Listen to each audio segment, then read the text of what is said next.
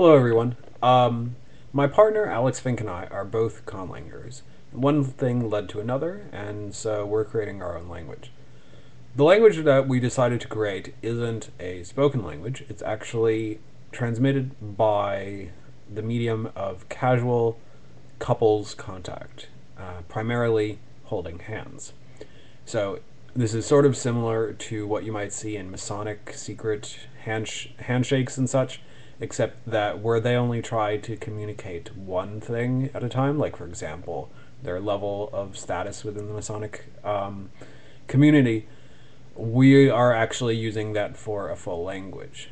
So far we've only worked out as far as the phonology, and I'm going to list that here. This is a follow-up to his post on the Conlang mailing list. I just wanted to do this in video form so that it would be a little bit easier for some people to understand.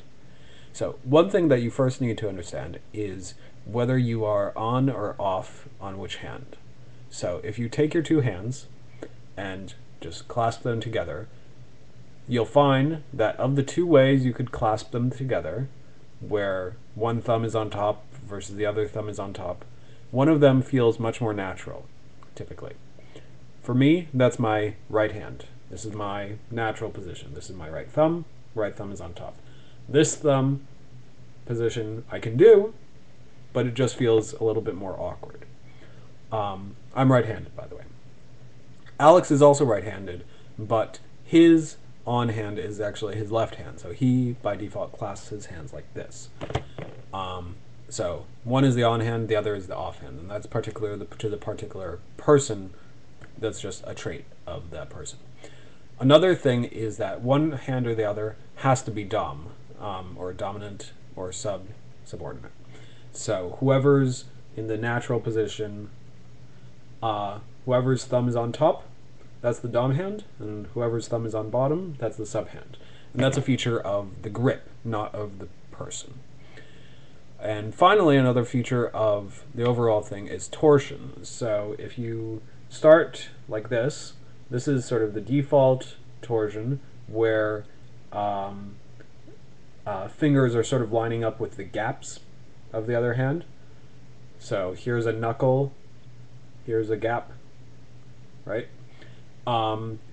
The grave torsion is like this, where you sort of lock up your fingers a little bit more.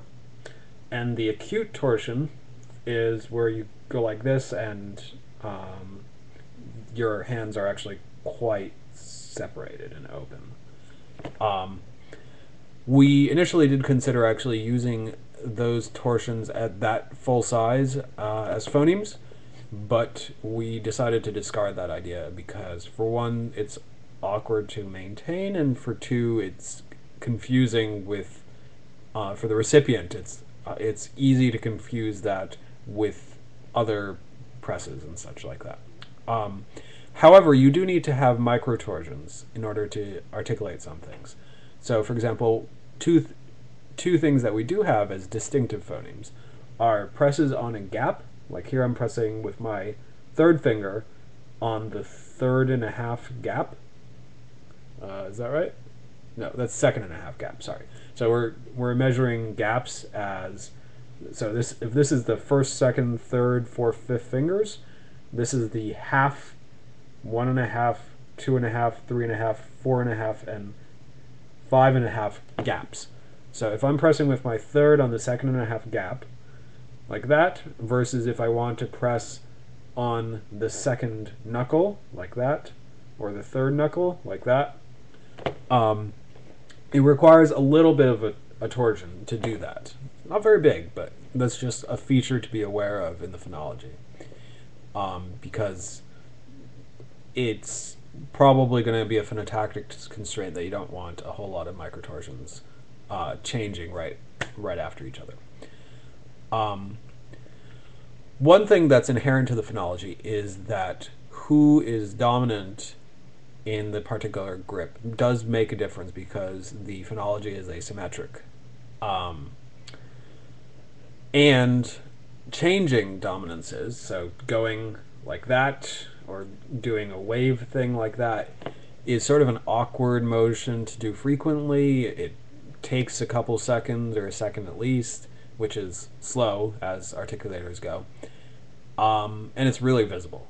So we're thinking so far that what we're going to do is have whoever knows more about the particular social situation be the dominant one, because the dominant actually has access to a few more phonemes than the sub does.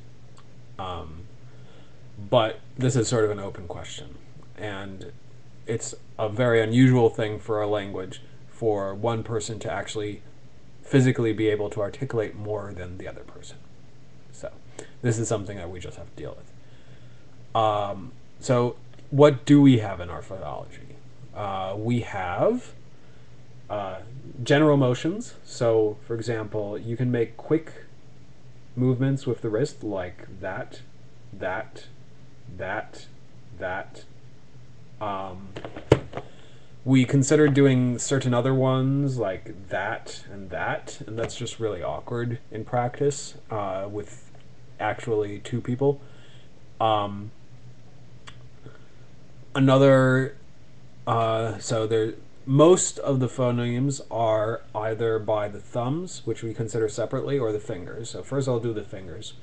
And there's a question of how you code it. So one way of thinking of the finger presses is you code it by where you're pressing. So for example, if I'm pressing with my right hand, my on-hand fifth finger, my pinky, I can press on the sub-hand fifth knuckle, the fourth and a fifth four and a half knuckle. Can maybe do the third knuckle, but that's pretty hard.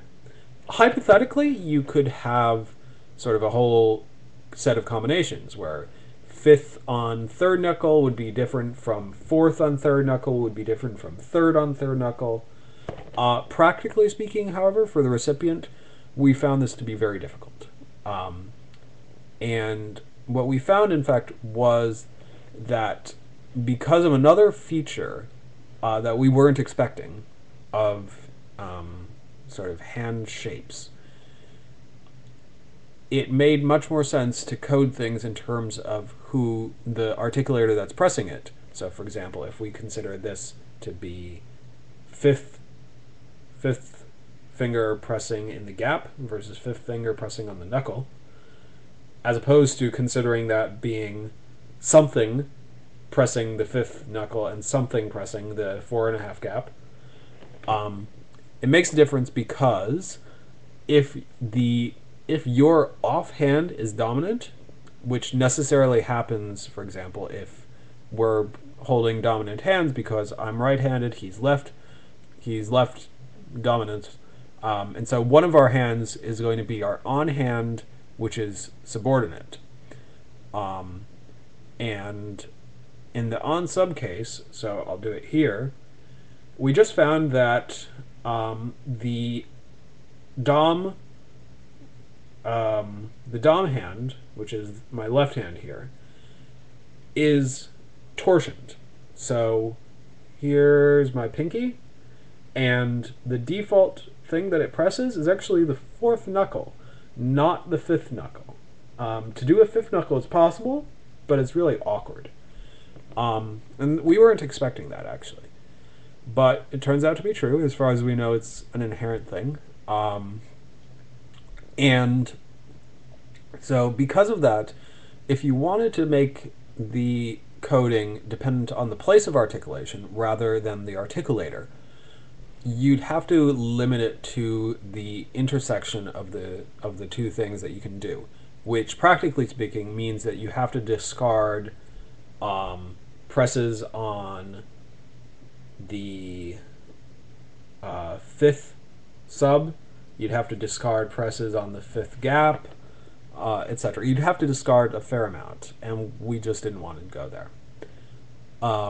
Looks like I'm running out of time for this video, so I'm going to continue in the next